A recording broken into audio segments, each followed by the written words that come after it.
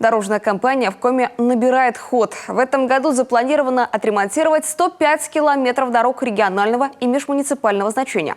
Выделено более 8 миллиардов рублей в рамках региональной госпрограммы развития транспортной системы. В том числе 833 миллиона из федерального бюджета. Татьяна Супряткина оценила масштабы ремонта. Протяженность дорог в Коми 7600 километров. Это региональные, межмуниципальные и дороги местного значения.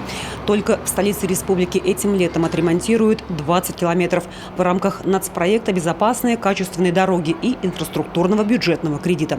На запланированные участки подрядчики выходят по плану. Сейчас дорожники ремонтируют Октябрьский проспект. Работы начались по именно ремонту дороги в июле месяце. Планируется до конца августа завершить эти работы.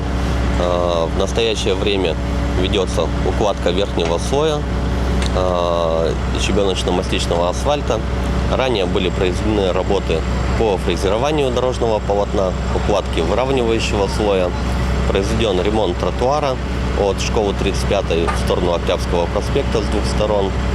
В последующем планируется производство работ на съездах. В конце июля в столицу Коми открыли долгожданную объездную дорогу на улице Индустриальная. Ремонт начался год назад. 11 тысяч тонн щебня, 500 тонн бетона и гарантия 8 лет. Новая трасса существенно разгрузила движение на параллельных улицах. Проблемы основные, с которыми мы столкнулись при производстве работ, это проектные решения отличались от фактического состояния объекта. Мы столкнулись с большим количеством неучтенных сетей, включая канализационные сети, электрические сети, сети газоснабжения. Зачастую муниципалитетам не по карману ремонт и содержание дорог за свой счет. Потому республика ежегодно выделяет субсидии. В этом году 1 миллиард 255 миллионов рублей. Кроме того, правительство Коми привлекает на ремонт средства из внебюджетных источников. В 2023 году в рамках соглашений о сотрудничестве с крупным промышленным предприятием на дорожную деятельность выделено более 400 миллионов рублей.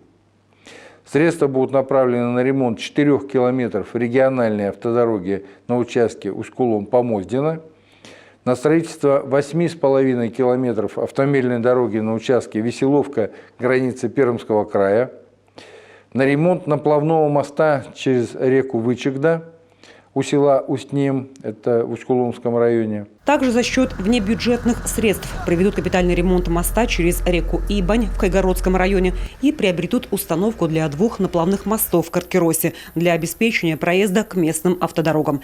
Татьяна Супряткина, телеканал Юргана.